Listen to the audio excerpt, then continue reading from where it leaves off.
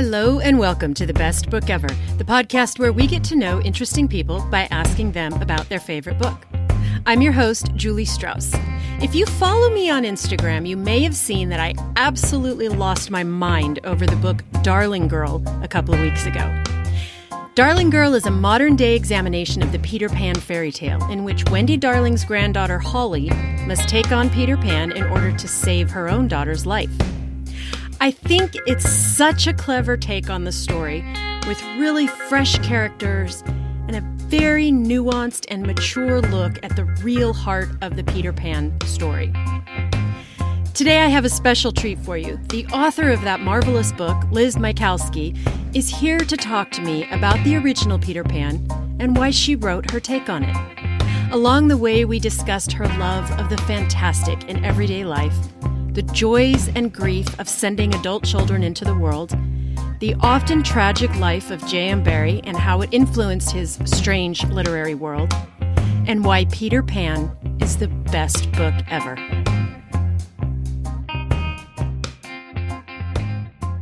Hi, Liz. Welcome to the Best Book Ever podcast. Thank you so much for having me. I'm happy to be here. I'm so happy you're here. You already know from my gushing social media posts how much I love your book. We're going to get to that in just a minute. We're going to start with where it all began. Can you tell me about your reading life and how you became a reader? So I was I don't want to say very, but I was a late reader. And I truly remember being in kindergarten, and it was like the last day, and the teacher was holding up flashcards with different words. And I remember her saying, wow, so many of them can already read. And I remember sitting there thinking, I can't read, and being kind of nervous about it. And in first grade, I really struggled. I remember my parents sitting and reading with me those really short, kind of horrible readers of the early 1970s with the Dick and Jane and all that. And I remember my dad bringing home a toy that you'd spun, and it would like point to a word, and you could make words with it. And it just didn't click. Like I remember memorizing the stories so that when he turned the page, I knew what to say. And, he was all, like, oh, she's got it. And then I think he kind of was like, and, stuck to the pages together, something like that. And I was busted. But then all of a sudden it just clicked, like just almost overnight. And I remember so clearly being in math class in second grade and having started the Chronicles of Narnia series, the Chronicles of Narnia, and reading The Voyage of the Dawn Treader during math class, which explains so much about my math, under the desk, and Mrs. Paul coming around and kind of gently putting the cover down on the desk, and not, calling me out or anything like that. And from then I was just obsessed. I was the kid who was always reading under the desk. I was the kid who was reading with flashlights at night. I was the kid who was, so happy when they had free reading time. And I just never looked back.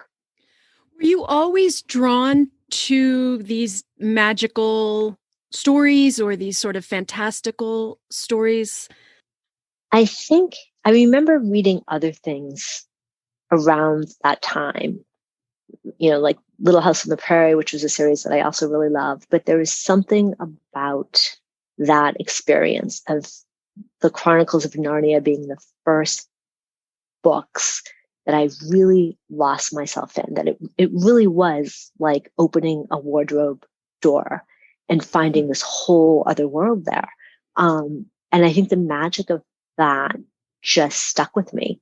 And because of that, I've always kind of been drawn to books like that. I mean, I loved the Mary Stuart series, The Crystal Caves, about Merlin. Those were something that I read, and they're billed as adult books, but I probably tore through them in third grade. And I'd read all of, Tolkien's books by the end of fourth grade. Wow. It was just something that I really loved, and even today, I'm much more likely if my kids have and my kids are big now, they're, 21 in a week and 17. If they recommend a book that's YA or, even elementary school, I'm first in line to grab it. I just finished a great book, a graphic novel called Taproot, about a boy who is a gardener and can see the dead and falls in love with a ghost named Blue. And it was just beautiful. But I love that sense of possibility. I love the idea that magic is just always right around the corner and we just have to really look for it to find it. I read everything, except I really don't do gory, or super, super scary where, kids are getting, kidnapped or whatever. But I read pretty much everything, but I'm always most excited by books that land in that category. Anything by Neil Gaiman, anything by Alice Hoffman. I'm usually like at the front of the line to buy it. Do you remember how Peter Pan, the story, came into your life or what role it played in your childhood? So I loved the movie. And I remember as a child going to Disney World, and I was really very nearsighted, and riding the Peter Pan ride. And, from the perspective of a, second or third grader who was very nearsighted, the ride looked so real. Like I remember looking down and seeing, the pirate ship and seeing Wendy, in her bedroom and just being blown away by how magical it was. And, going back as an older teen, I was so looking forward to it, and it just wasn't the same. It had lost that magic. And I think that's such a good metaphor for adulthood, that we can see it when we're little because we're not really necessarily seeing the world the way it is. And then as an adult, it's so much harder to find that.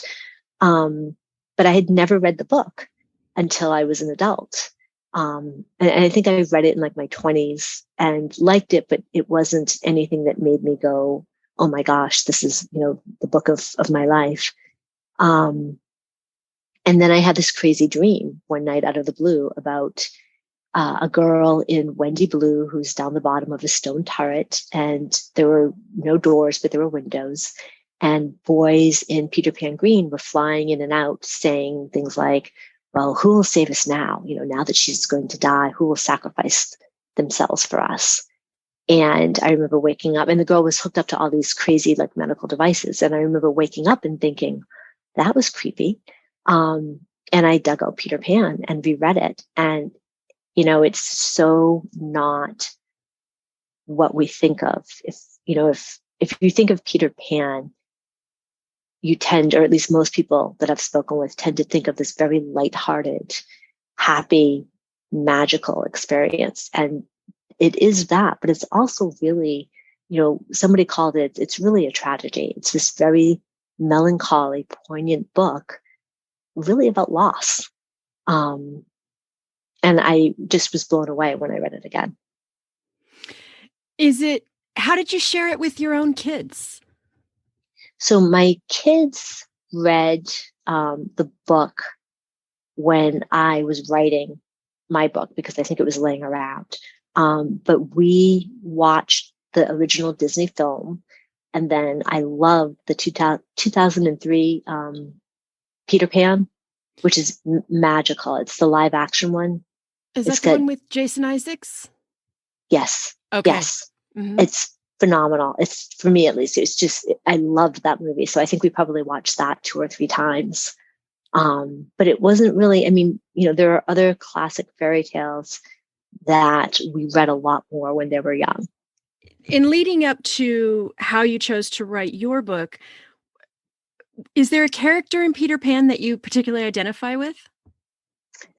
When I was writing this book, I gave it to a friend and said, could you take a look at it for me, please? I'd written a couple of drafts by then and I felt like I needed to show it to somebody. And she said, sure, what's it about? And I said, it's about Peter Pan. And she said, okay. And she took it and she read it. And then she gave it back a couple of weeks later. And I said, what did you think? And she was like, it's not about Peter Pan. And I'm like, it's about Peter Pan, says Peter Pan, right in the cover, book about Peter Pan. And she said, it's not about Peter Pan. Take it home and figure it out. And I was like, ah. And I said, thank you so much. Took it. and left it somewhere and stomped around for a couple of days saying, why did I ask her? And blah, blah, blah. And then I read it again. And I was like, oh, she's right. It's not about Peter Pan. It's about my kids growing up. And it's about my oldest getting ready to go to college. And it's about having to let them go out into the world after trying so hard for so long to keep them safe and keep them with me. And it's about that grief and that loss and that fear. So I think, when I was reading Peter Pan, I really identified a little bit with Mrs. Darling. And what was she doing and how was she feeling, when she found her children gone? But also, how does it feel to be her later in the book when Wendy goes back every year to Peter Pan after all their adventures? Peter Pan comes for her and takes her back to Neverland to do spring cleaning. And how does it feel to be Mrs. Darling at the window watching her daughter leave? And then later, how does it feel to be Wendy when it's Wendy's daughter's turn, when it's Jane's turn? How does it feel to watch her go off on those adventures? Was she sad? Was she scared? Was she, thinking of her own time? So I think that, the mothers in Peter Pan were the people I identified with. And then extrapolating that to my book, it was Holly. I hate the fairy tale. But I love hate it because I grew up in California. Disneyland was a huge part of our lives. We all love the ride. And the movie was fun when I was a kid, mainly because it's fun to fly, right? That seems like so much fun. But it just takes a little bit of maturity to realize, oh, this is a very fraught relationship with motherhood that these characters have. And I hate the relationship with motherhood that everyone on the island has. Because all I can think about is Mrs. Darling. Her children were kidnapped. It's really a tragedy when you read it, and it's sad on so many levels. It's sad for Mrs. Darling. It's really sad for Peter. For me, Peter is somebody who throughout the book is looking for someone to say they love him best. Mm-hmm. They'll do anything to be with him. And nobody really does that. The Lost Boys, I guess, do to a degree, but it's not the same. It's not that big primary relationship that he wants. And it's sad. He really is a lost boy. It's really interesting because I did a lot of reading about J.R.R. Barrie. That was the thing I did after I read Peter Pan. I just kind of went down this huge rabbit hole of his life. And he had a really tragic life. His mother was 8 when her own mother died. And so at 8, she was responsible. She became the woman of the house. She did the cooking, the cleaning, the caretaking. When she grew up, she did that until she married her husband, David Barrie. They had a big family. They had 10 children. She lost 2 of them before J.R.R. Barrie was born. And her son, who was the oldest, was the love of the family. He was smart. He was, talented. He was athletic. He was all these things. And when he was about 14, he fell and he hit his head. And he died. And J.R.R. Barrie was 6. And his mother, who had been this very strong personality, took to her bed, really didn't come out. And so J.R.R. Barrie dressed up in his dead brother's clothes, stood in her room, with his hands in his pockets, the way his dead brother used to stand, whistled this little song that his dead brother used to whistle. And his mother sat up in bed and she said, "Is that you, David? Is that you?" And he said, "No, Ma, it's just me." And that was the defining experience of his life. He never really seemed to recover from that, from what I read. He had what they think was a form of dwarfism caused by stress. He never grew above 5'3". They think he never went through a full puberty. He wound up moving to England, becoming a playwright. He got married. He married this beautiful actress. He wound up meeting the David Lewin's family with all the boys and becoming very good friends with their mother and kind of taking over in that family. he started, going over there, helping to put the kids to bed. He kept, taking them on vacations and doing all these things. And the father, Arthur, was kind of, at first, I think from what I read, he was, it was nice having this kind of celebrity in their family. And towards the end, he was like, dude, step off a little. And Arthur came down with cancer and he died. And 2 years later, Sylvia died. And J.M. Barrie wound up getting custody. And Sylvia, their mom, had written this letter of intention of what she wanted to have happen to her kids. And in it, she said she wanted Jenny to come and stay with the children. And Jenny was, I think, her sister. And the maid was supposed to help out Mary. And when J.M. Barrie was transcribing it, it became Jimmy, which was his nickname for her. And so he wound up getting custody of all 5 of the boys, and they all kind of had tragic lives. One of them, the oldest, went off to World War II shortly thereafter and died at 21. One of them grew up and suffered from severe depression all his life. Another one grew up and threw himself in front of a train and committed suicide that way. Another one drowned under very suspicious circumstances at 21. They thought that perhaps it was suicide at the time. And then the youngest, Nico, is the one who kind of grew up and had the most normal life out of all of them. But so he was surrounded by all this tragedy. And, his wife divorced him. It turned out she was having an affair, and he went to her and he was like, you must stop this. And she was like, huh? And he was like, I'll divorce you. And she was like, bring it on, buddy. And so he wound up divorcing her. But he still paid her expenses. He would give her a check every year, but he gave it to her at a private dinner on the date of what would have been their wedding anniversary.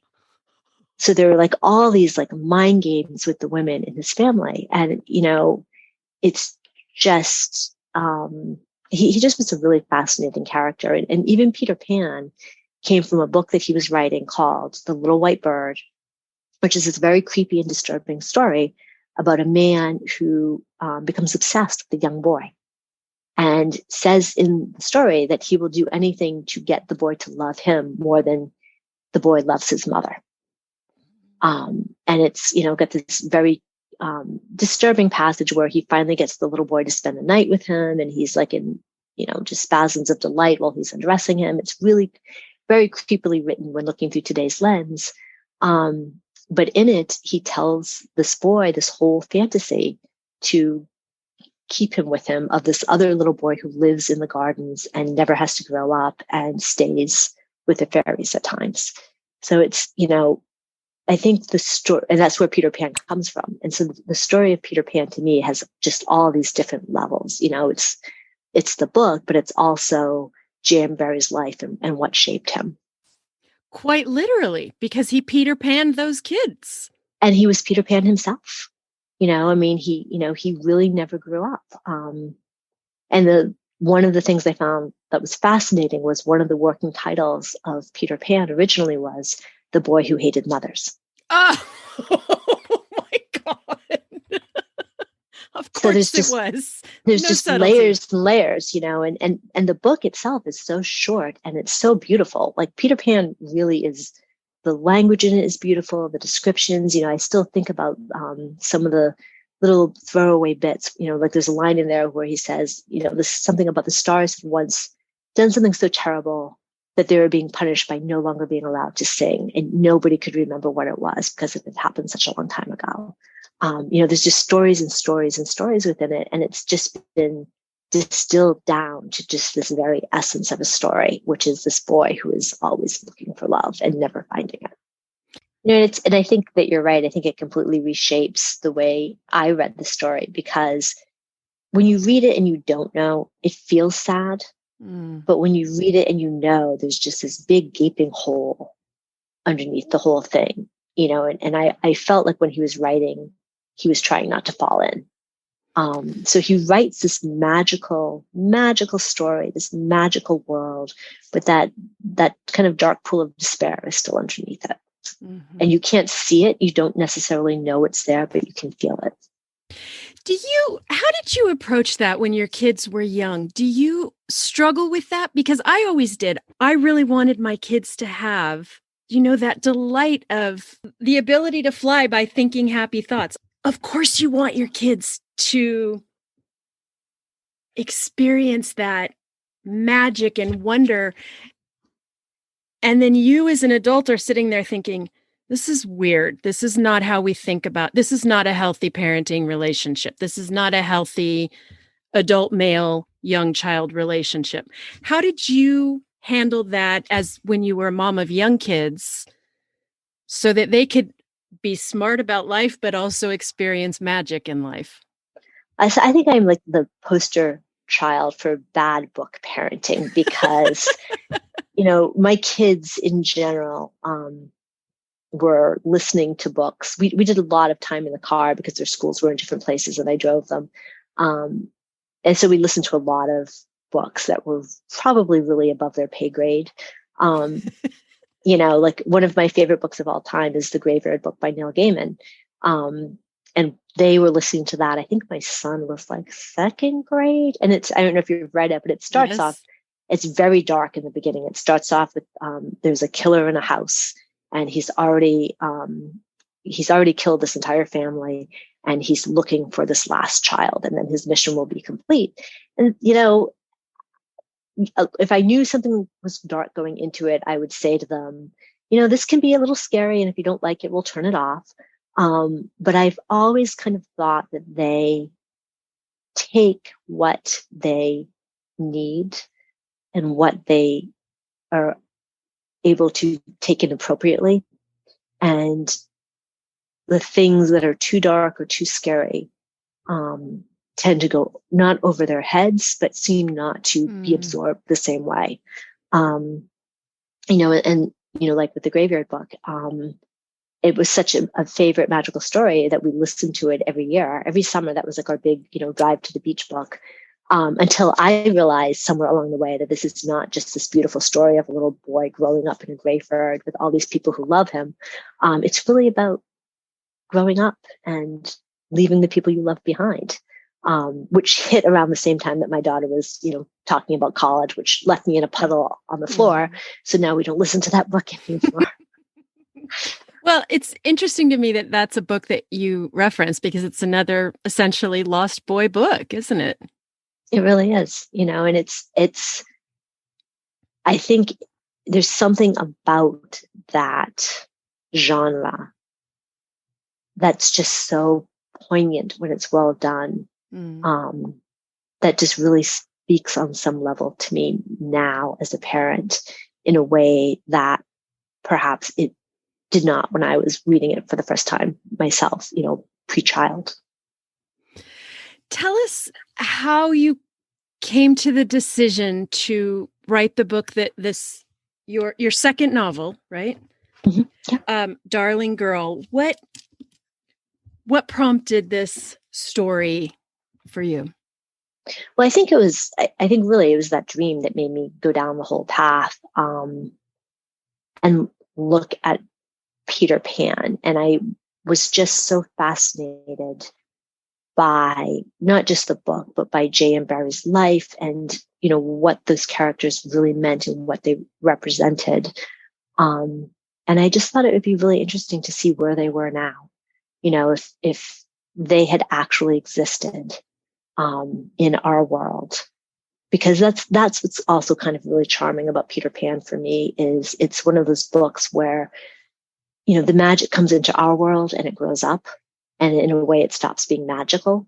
The Lost Boys come here, and they go to school and they grow up and they forget how to fly.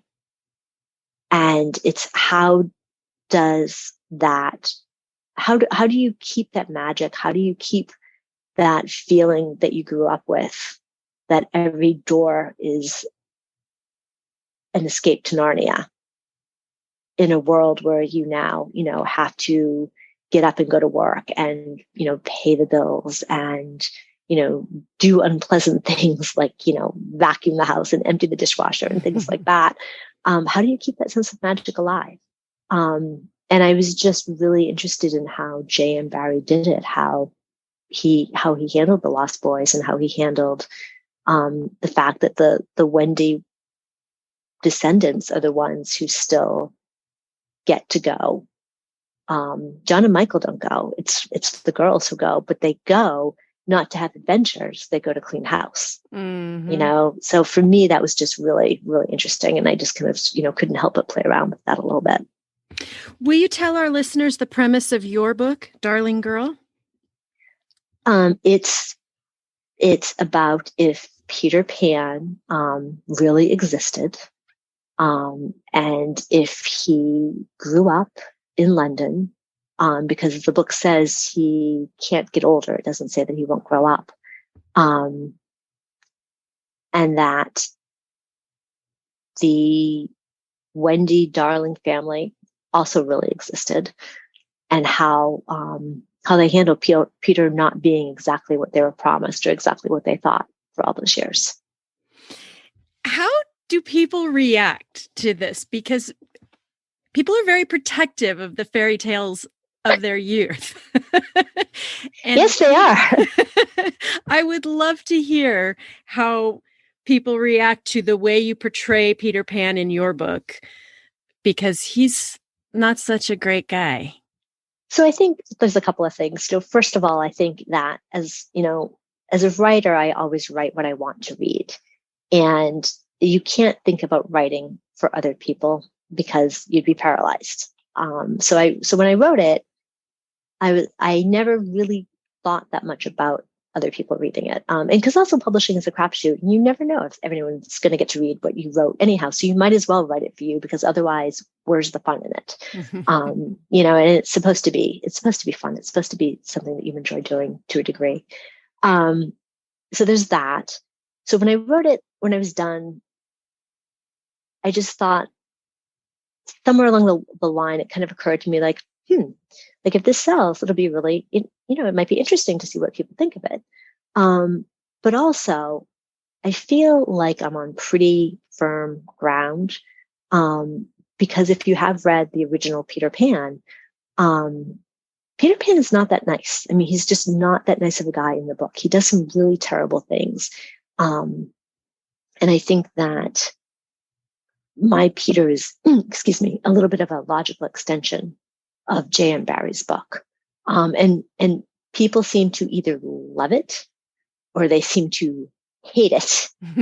And they apparently have no problem tagging me, when they hate it as well as when they love it. I know. Gross.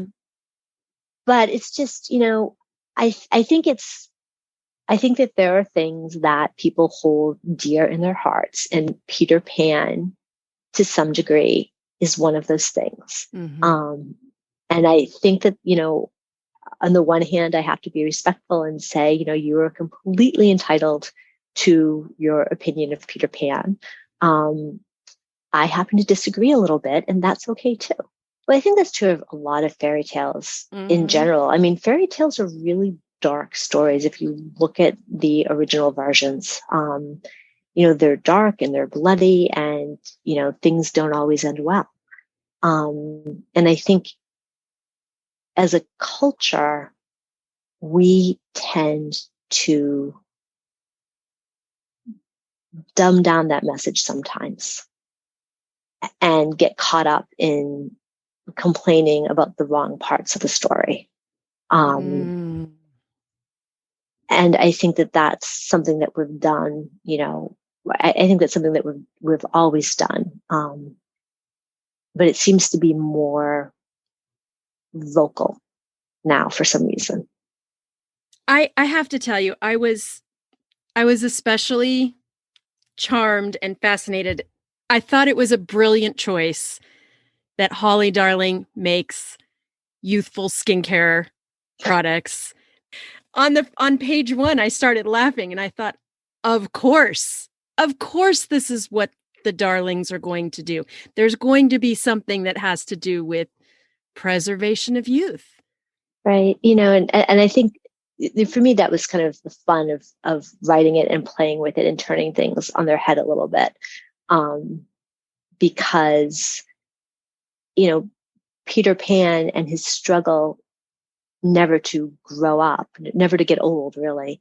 For the Darling women, that's something that women face every day. I mean, it's not a fairy tale. It's not something out of the ordinary. Nobody writes books about it. It's not magical. It's just what women do, right? Mm-hmm. Yes.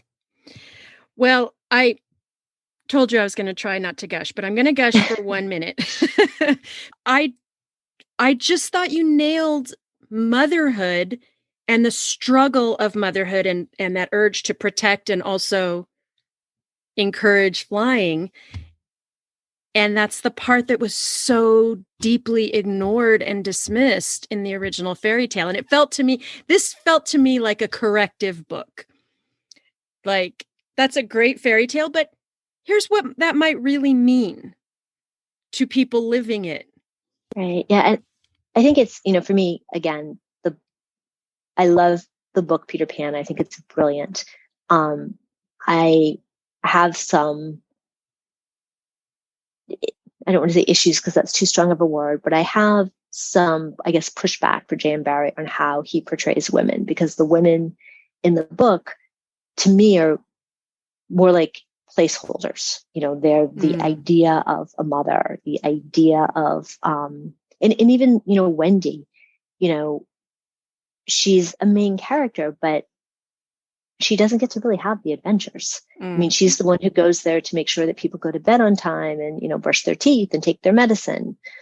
She's not the one out fighting pirates or, flying around the island.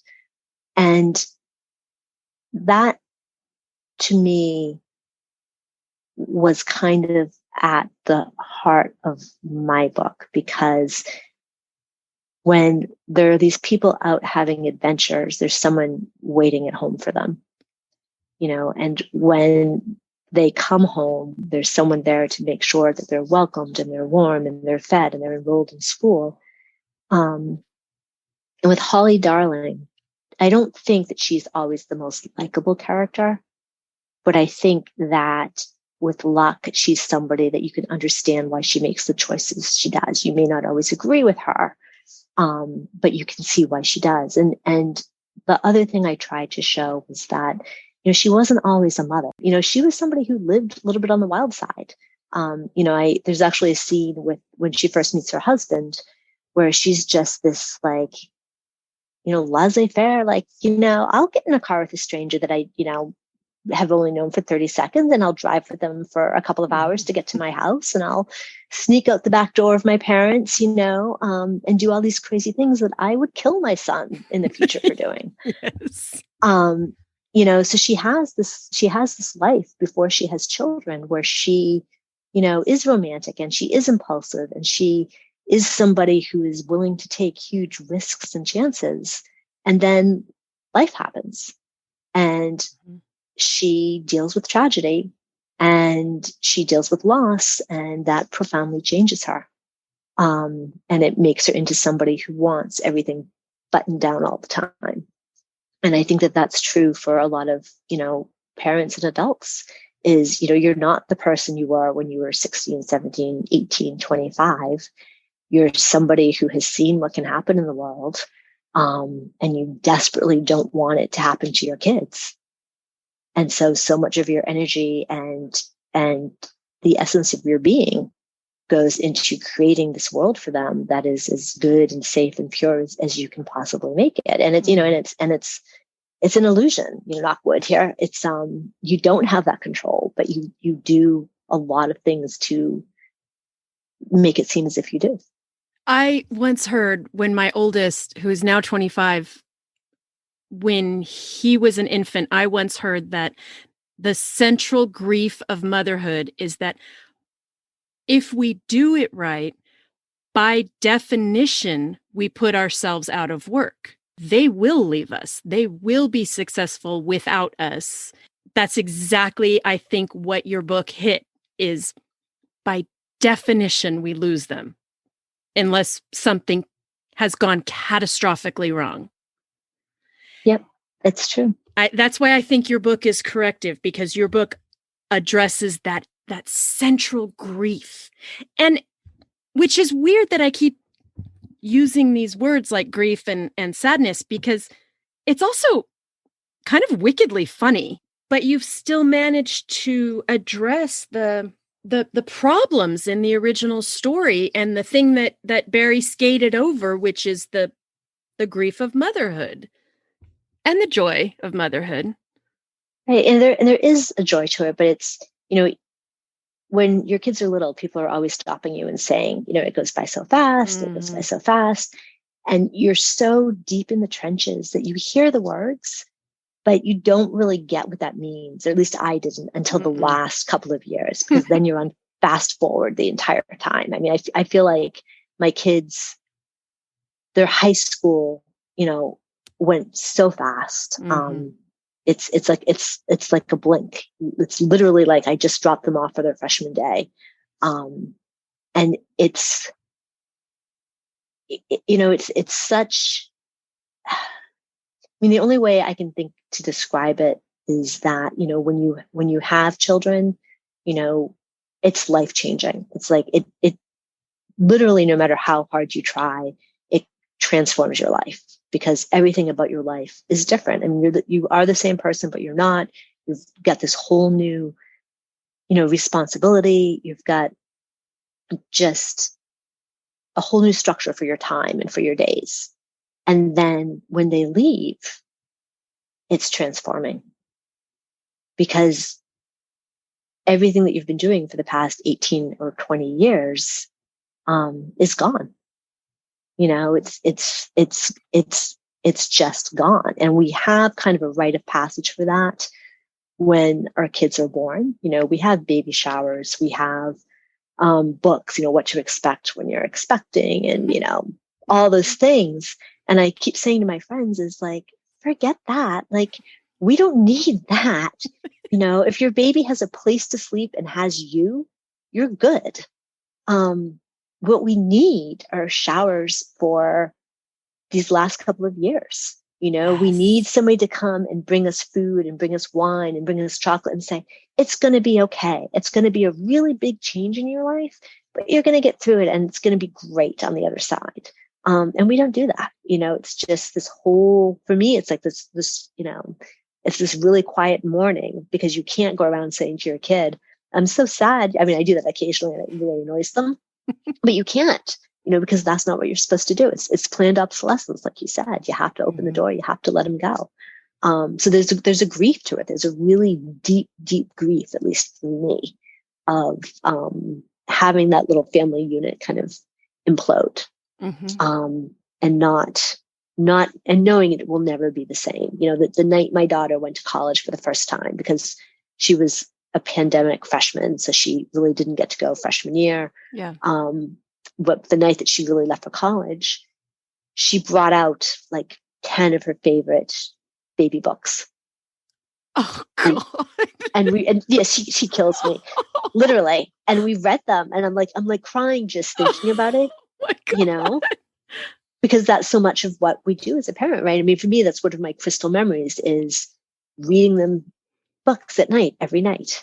And now, I walk by those books and I get a little teary. And it's a dumb little thing, but it really captures kind of what it's like. So, so for Holly, she's fighting two things. She's fighting her son growing up and becoming independent, but she's also fighting because she's afraid he won't be able to do that.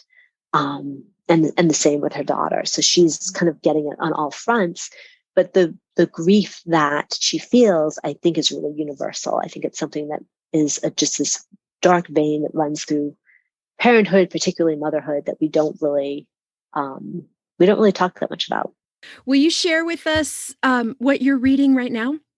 Yes. So I am reading, I believe it's called, I'm actually listening to it on audio, and it is amazing.